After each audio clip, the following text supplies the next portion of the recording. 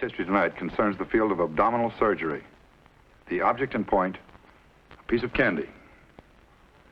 The case in point, the Honorable Mr. Leonard Woodman. A keen and finely tempered intelligence has made Judge Woodman one of the most respected theorists on the law.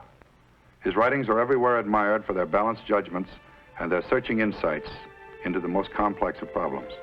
And above all, a serenity of mind and spirit removes him above the confusions of the world of emotions.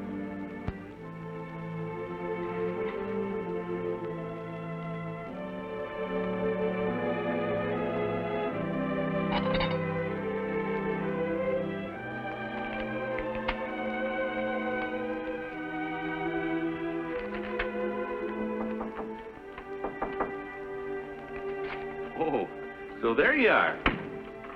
Figured you might still be in court. Hello, Harvey. Aren't you early today? Well, it's after 5. Oh, I hadn't noticed. Well, you just tend to that, and then I'll drive you on home. 15-minute parking, so don't take too long. Wouldn't look right for a famous judge to be brought into court on a traffic ticket. It's from young Mossmer at law school. It isn't enough that you help one young fellow through law school. It has to be a whole army of them. Send this along to young Mossmer, would you please, Harvey? I don't see why you have to shoulder their burdens. Why, when I was their age, I was making my own way. In the Army. Best thing for them. Yes, Harvey, I know. Develops their character. Just like your father. Never spend any money on yourself. Now take that car They have down more to your use for friend. the money than I do. Harvey, I think you better go on home. This work here is going to keep me another 3 or 4 hours. Now, you're not going to stay here and go without your dinner again. Those things can wait. They'll be here in the morning. Besides, cook's waiting dinner for you. If you can call it that. New England dinner. Boiling all those vitamin E's out of perfectly good vegetables. Fish. Now, that's what you need. You may be a fine judge and all that. But there's always plenty of room for a little good brain food. Yes, sir? Fish. Harvey, would you please go on home? I'll have some dinner brought in. There. You see? Edgy. You're tired. Getting yourself all run down. You're pushing yourself too hard. Harvey, all I ask is that you leave me alone to work. Now go on back to the house. I'll come home in a cab. Now, you listen to me, Lenny Woodman. I took care of your father, and I give him my word I'd live out my life taking care of you. Harvey, mind your own business. Now get out of here and let me work. Yes, sir. Sorry I bothered you.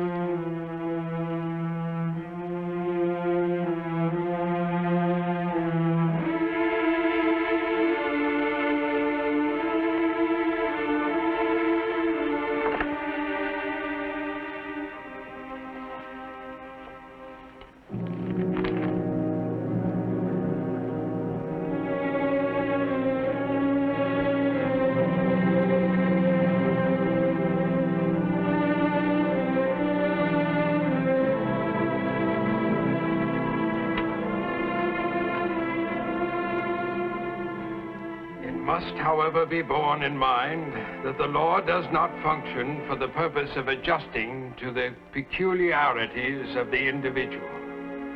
Laws and the courts that administer them are communal properties. They belong to all of us together, not to each of us individually.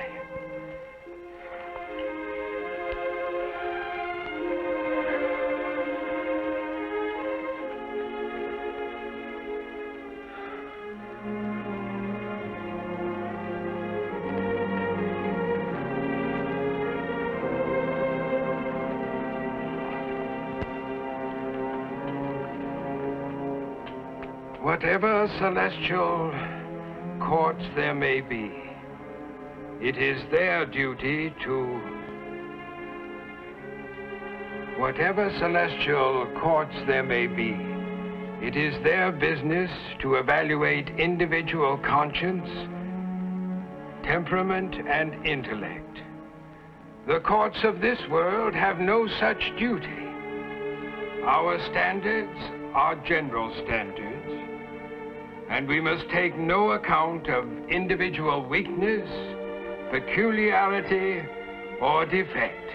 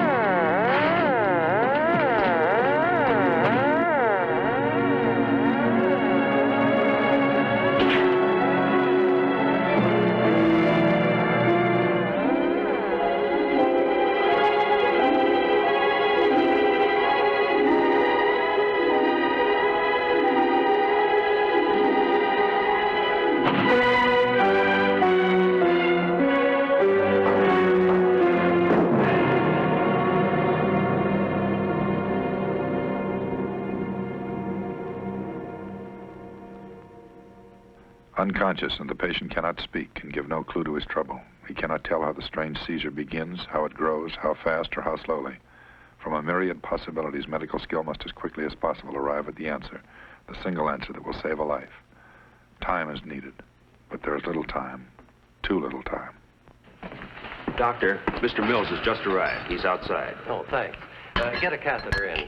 And you better draw some blood for an NPN and sugar. Yes, sir.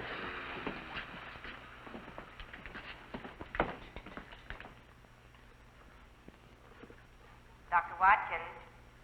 Dr. Watkins.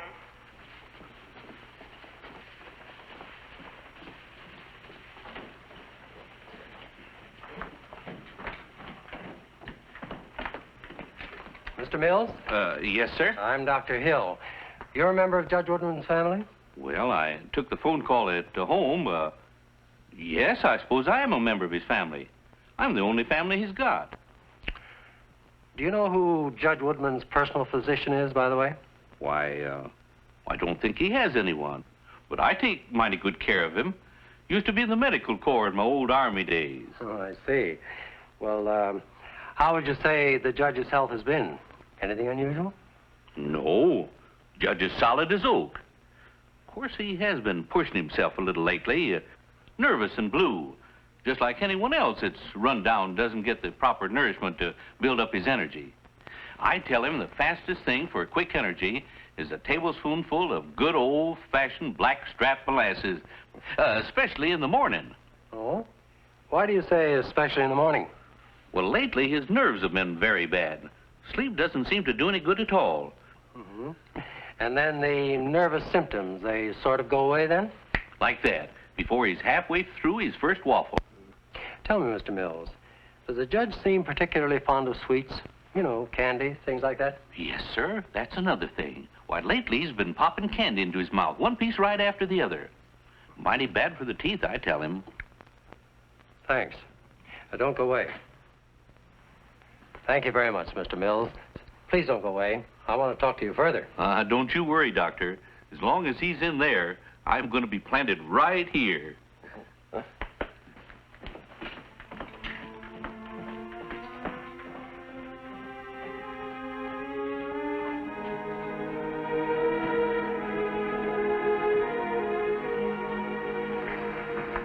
Start an IV right away, glucose and water. Get me 50 cc's of 50% glucose and put it in a syringe. What do you think it is, Doctor? Well, there's every indication. Hypoglycemia. Hypoglycemia, a deficiency of sugar in the blood. Sugar which the body needs to nourish the cells, without which the cells starve and become paralyzed. Such starvation to the nervous system, particularly to the brain cells, can result in profound changes in the victim's behavior pattern, in his personality. Unchecked, nervousness is followed by increasing anxiety, sweating, severe emotional disturbances, then convulsions, coma, and after that, certain death. And what causes this deficiency in sugar? Located in the upper abdomen is a gland known as the pancreas. It has two functions. It creates the juices that aid in digestion, and in certain cells known as the islets of Langerhans, it creates insulin, the secretion of which controls the amount of sugar in the blood. When these islets of Langerhans cells degenerate, too little insulin is created, and there is no control of sugar. The result is diabetes. But when there is an overgrowth in these cells, as from one or more tumors, there is an overabundance of insulin, and the sugar in the blood is destroyed. Hypoglycemia. You can always be fairly sure of a case of this kind by three simple proofs. 1, the nervous symptoms. 2, the drop in blood sugar. Oh, when you get it back from the lab, you'll probably find that it's dropped from a normal of around 100 to 40 or below. And 3, the dramatic recovery they make when they're given sugar. Have you ever seen a patient come out of hypoglycemia, Jones? No, sir. 1 minute they're in coma, and in less than half a minute after glucose, watch.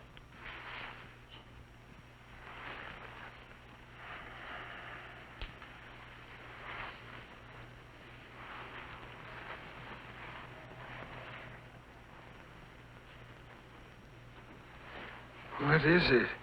Where am I? What happened? You're in a hospital, Judge Woodman. Everything's all right. please lie down. What am I doing here? I feel all right. I know you do, but please lie back. What's the matter? You've had a type of shock brought on by a blood sugar deficiency. When we know more, we'll tell you. Meanwhile, please try and rest.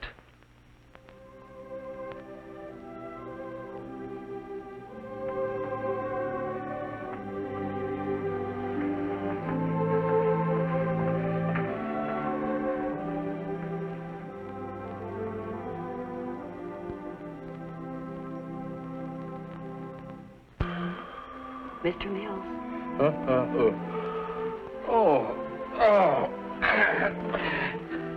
Good morning, nurse. How's the judge? Oh, he's doing fine. I brought you some coffee. Oh, thank you. Thank you very much.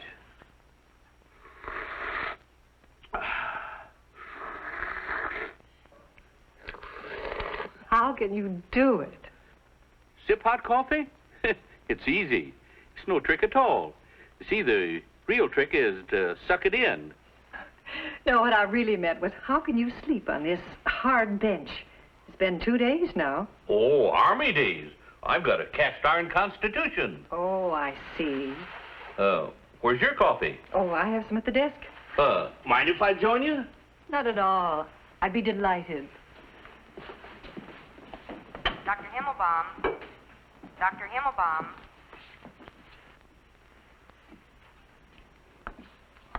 Sugar? Why, yes, why? Bad. Now, here's something much better for you. Good old blackstrap molasses. Pure energy. I showed that to Dr. Hill, and he patted me on the back, and he says, Harvey, he says, you just give some of that to Judge Woodman. It's the finest thing in the world for him. Fine doctor, that Dr. Hill. He listens. You know, between you and Dr. Hill, you'll have Judge Woodman on his feet in no time. Well, come on, drink up your coffee. While it's hot, there's nothing in the world worse than cold coffee. I thought you said hot liquids. Oh, drink up, drink up. Yeah, it takes a little practice, but it's worth it.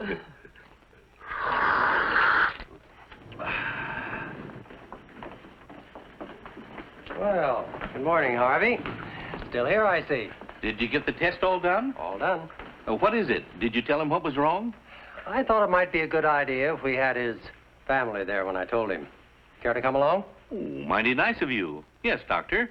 Thank you very much. Fine. Dr. Martin. Dr. Martin.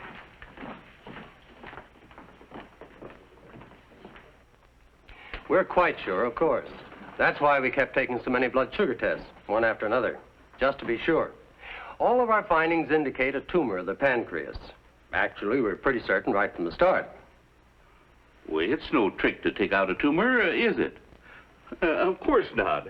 Well, I remember in the war, it's easy to take them out, isn't it? No trouble at all? I have to be honest with you. We can be reasonably sure there'll be no trouble if the tumor is benign. There, you see? Everything is going to be all right. But what if it is not benign? Let's suppose it's malignant. Cancer? In all probability, the tumor is benign.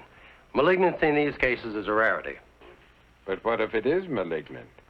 Well, if so, we may have to perform a more extensive procedure. It might involve removing the entire pancreas. But you took all those tests. You can tell us now which one it is, the benign or the other kind. I wish I could, but I can't. Unfortunately, there's no way of telling that in advance. In other words, you'll only find out on the operating table what the future is. I mean, if I have a future. Well, you might put it that way, Judge. The only thing I can tell you is that everything possible that can be done will be done.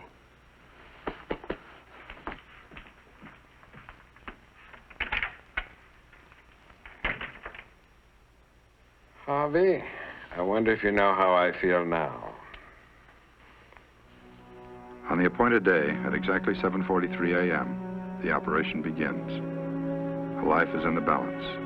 a most worthy life in the hands of 4 men and 2 women. Charles Hill, M.D., surgeon, American Board of Surgery. Thomas Cunningham, M.D., assistant.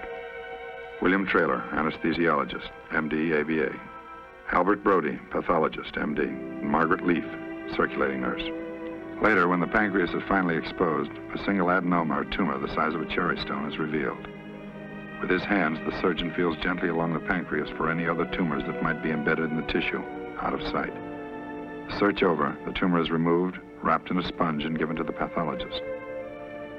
In the laboratory, the pathologist will make a quick frozen section of a specimen from the tumor. Studying it, he will be able to advise the surgeon as to whether it is benign or malignant. The procedure takes only 5 to 10 minutes. And in the meantime, everything stops, even the operation.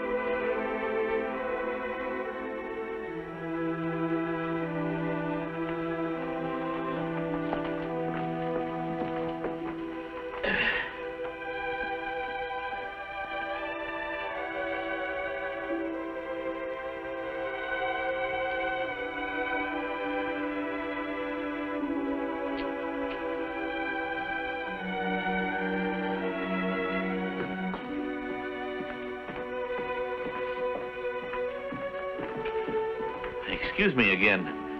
Are you sure that clock is right? Well, that's it, Mr. Mills.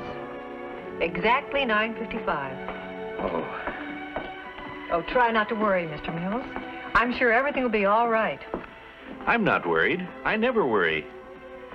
I'm scared. Just a little scared.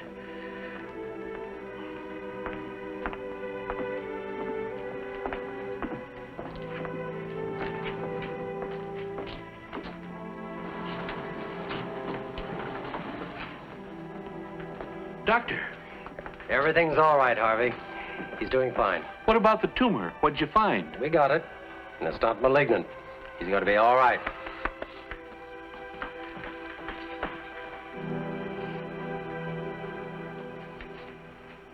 Now, don't think this whole thing came as a shock to me. Not on your sweet life.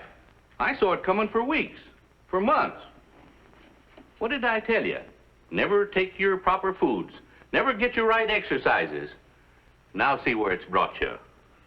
Yes, Harvey, I know. Don't you tell me you know, Lenny Woodman. Oh. You don't know.